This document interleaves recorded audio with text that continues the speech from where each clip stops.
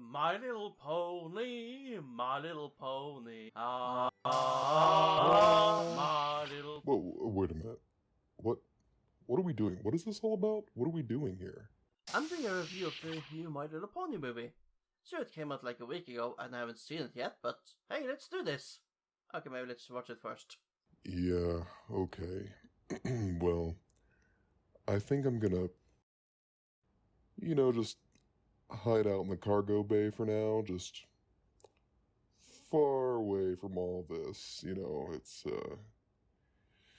just let me know when we get back to Minecraft, please. It's been quite a few months now.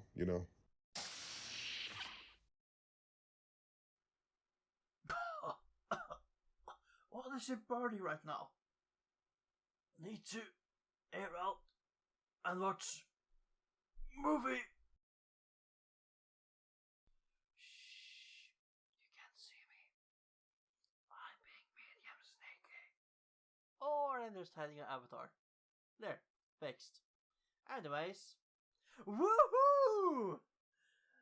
That woo might have been a bit more enthusiastic had I recorded this right after the first viewing. I decided to watch the movie several times. Even watched the Norwegian dub once, just to make sure I didn't miss anything there either. Quick note on the dub, it's nice. Most of the characters actually keep their English names, which is a big plus. But the place names are all changed.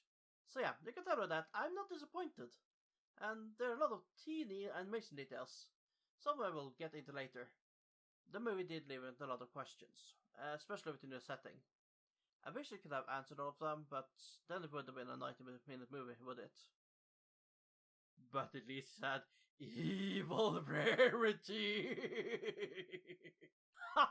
What a great way to start! This new question seems to just consist of 3 settlements.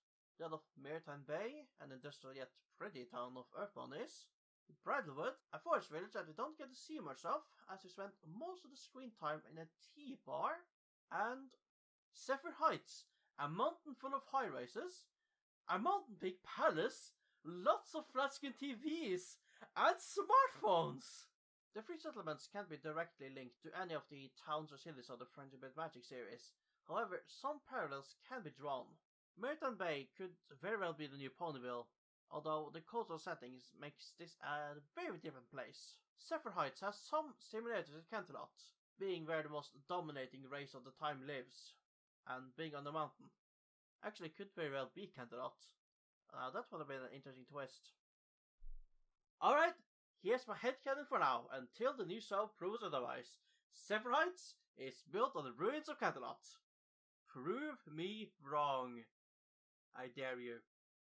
As for Bridlewood, I wondered if this forest could have been the Everfree, but then Everfree is not known for crystal deposits. Though considering how much magic there is in there, there could very well be lots underground, maybe even causing the monsters. Oh, headcanon incoming! It really is the Everfree. Some big event exposed the crystals and tamed the forest, and the unicorns fled there for shelter fighting a war or some other crisis. Another point to note, it could also very well be the unicorn answer to Cloudsdale, a town whose very environment would be hostile to other races. But enough with the lore. Time for a synopsis, just to make sure you're all caught up. And yeah, this is a little bit spoilery. Sunny is an Earth Pony who inherited an obsession of restoring the pony unity of the past from her father. She starts off as a controversial activist, but an isolated, bit too friendly unicorn walks into town. She sees an opportunity. Learning that unicorns had lost their magic long ago, the two sets off on a quest to Zephyr Heights, with Sheriff Hitch tracking them and joining them later. Once at the big city, they learn more about the truth and of the past, and learn that 3 special crystals exist. As the Pegasus Princesses, Pip and Zip join in, the group successfully retrieved all 3 crystals from all 3 settlements. But joining crystals were, not enough. Following a small war scene, or as close as you can get to it from a kids movie, the figures of the 3 races, the Royal Fake, the Industrial Banners, and the Gambling Patriarch, yes, that's how I see them, join together in a gesture of friendship. And this awakens the crystals, bringing magic back to Equestria, and someone makes Sunny an alicorn princess! Yes, really. The end! It may seem like I just mocked the movie, but no, really, I liked it. There's so much I liked about it. I actually missed so many details on my first watch, so I just watched it again and again. Just look at this. Look at Sonny's bedroom before and after the time skip. All the furniture have been swapped out, and even laid out differently. The animators could have easily cut corners here, but they didn't. We go from the bedroom of a child to one of a young adult. And that's a good way to show the time skip, as was the pan to the memorial of Argyle. Let's talk about the main character's motivation to seek out the truth. It's simplest the easiest. She has this large abandoned train station in her city. It's a mystery she wants to solve. Izzy comes across a mystery letter inviting her to Maytown Bay, planting an idea of unity in her head. But Sunny, she inherited an obsession with the truth from her father.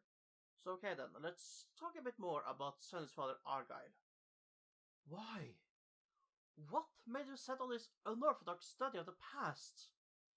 He is the catalyst for the entire story. Without him, no Sunny to inherit his obsession, and no Izzy to study solve years later. What put him on this path? I feel like I need to know more. I think had this movie been made for adults, I feel he should have replaced Sunny as the main character. I want this story flushed out. Hopefully we'll get some answers to that when the new series comes out next year, apparently. Really looking forward to it. And with that, I think that's long enough for this episode. Especially since this is a new format and I'm still tweaking it, so Kvagram out.